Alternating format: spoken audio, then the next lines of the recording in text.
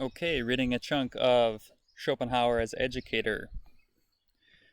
This is back when Nietzsche was fascinated with Schopenhauer.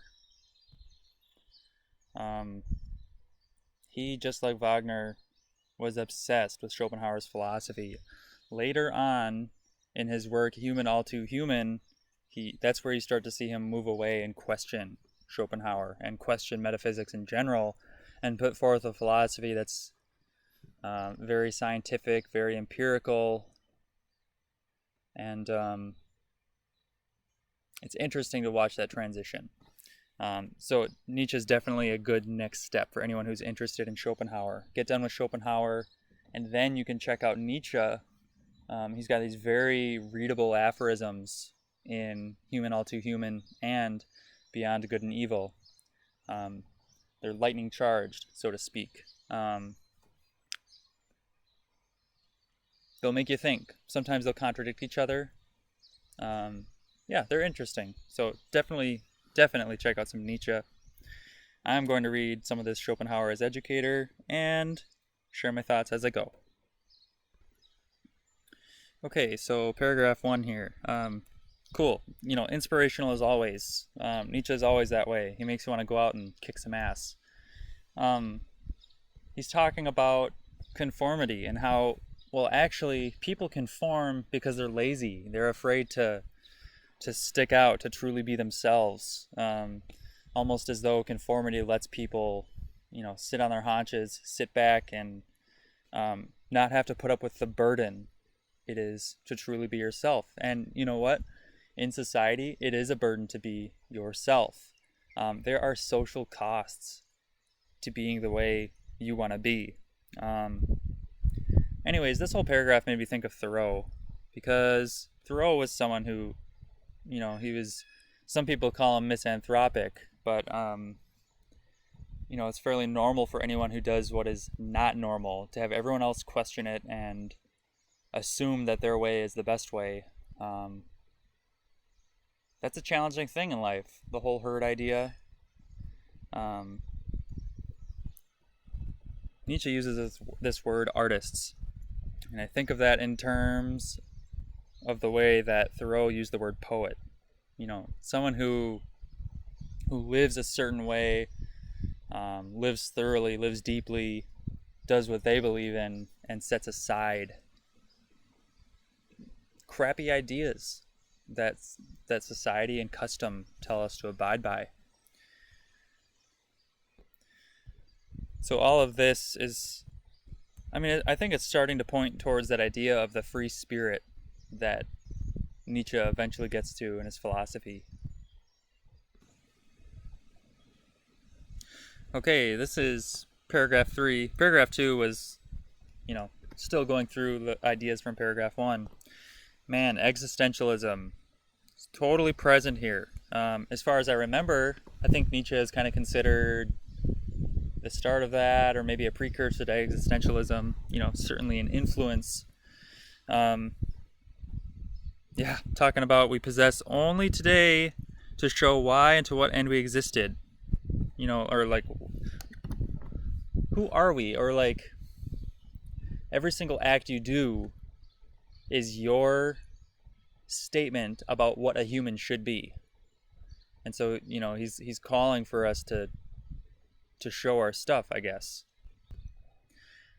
Part of why I love Nietzsche is just these statements like, one must take it somewhat boldly and dangerously, especially in any case, since one will always lose it.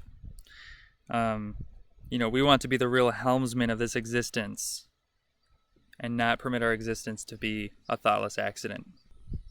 In his talking here, all about convention and how things that were true right now won't even be true 100 miles away, or they weren't even true, a couple thousand years ago. Just how transient these things are. Well, I want to kind of go off to the side here and talk about meaning. What is meaning? There's that book from a Holocaust survivor, talked about how we do not ask life to provide us for a meaning. It actually goes the other way around. Life asks us what meaning is. I think an essential part of meaning is that we take what's meaningless, which has no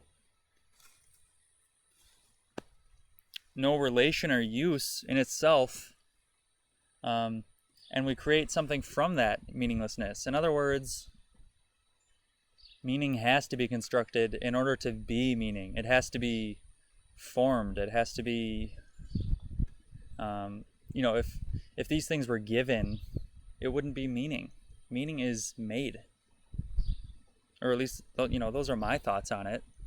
I mean, it's almost nonsensical to say that has meaning if it already has that quality to it. Like if there was God and everything was decreed, would that provide meaning? No, it would just be laws. It would be like the laws of physics. It would just be, this is decreed. This is what this is. This is what this is. This is what this emotion is. These sequences of events. No, I think there is something about the human condition, not that the universe, like everything works out or anything, but man, humans are so good at making the best of things, or really it is just finding a way to make a story out of things. But that is meaning. It is putting together something for yourself out of things that just do not have any, they're completely ambiguous. No inherent purpose.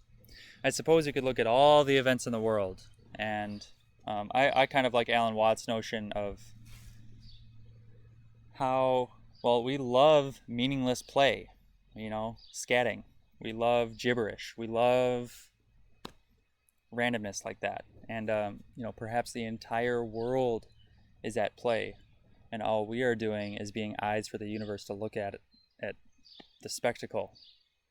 He also talks about how his explanation of the Vedantan view is that the world is playing hide and seek. So like the Godhead or consciousness decided, all right, it's time to play hide and seek. I'm going to differentiate myself into this cosmos, and I won't be able to find myself. I'm going to need, basically we are doing the finding. We are beings who are finding meaning, and just looking at all of it, looking at the spectacle, playing hide and seek, and that this is all really a game.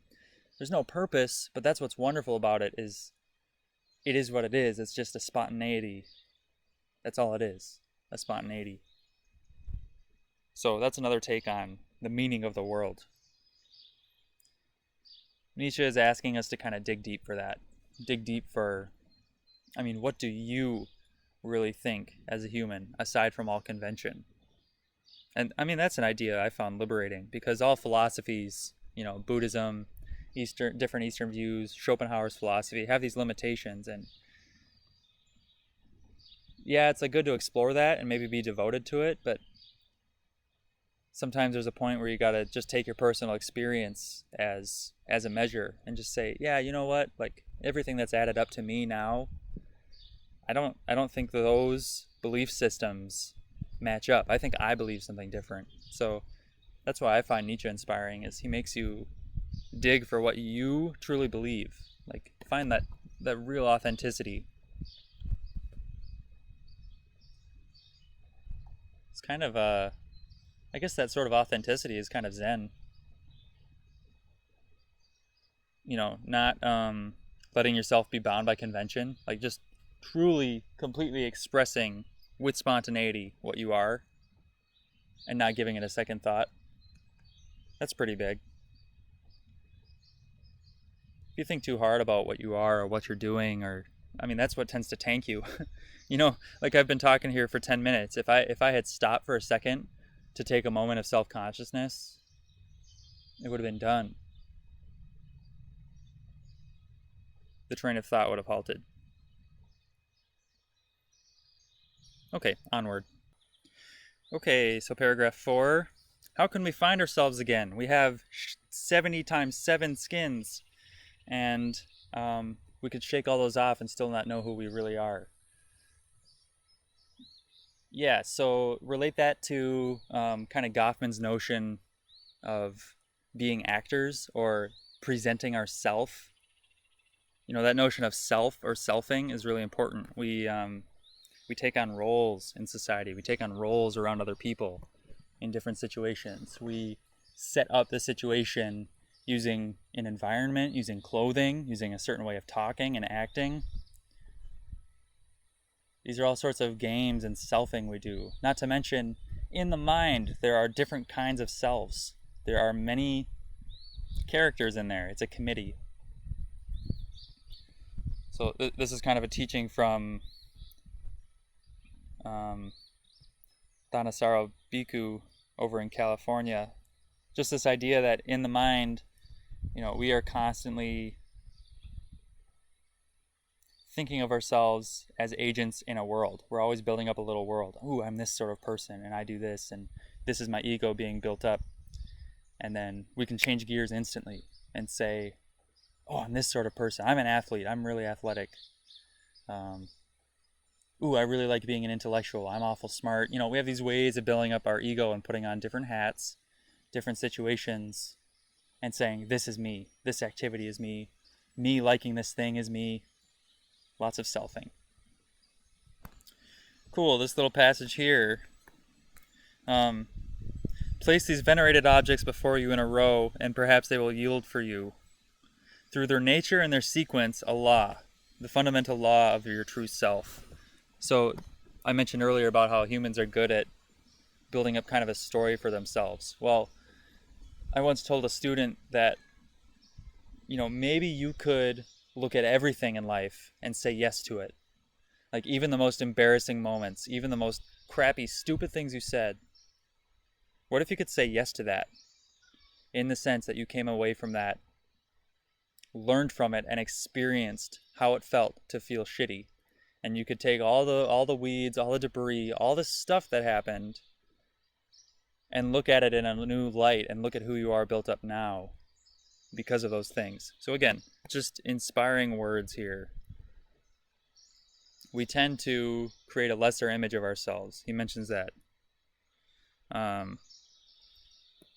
It lies immeasurably high above you, or at least above that which you normally take to be yourself. I mean, we tend to think less of ourselves than what we actually are. But, why don't we look at all we've been through? Why do we ever have moments of not feeling confident in ourselves? You could even think of it in the sense that you are a badass, because guess what? All of evolution happened and you are here at the end of the chain. That's freaking cool. So Nietzsche is saying, do not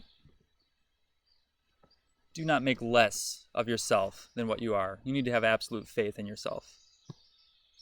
And you can take everything that's happened to you and put it together into one essential true self,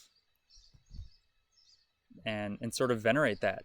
Give yourself credit for that.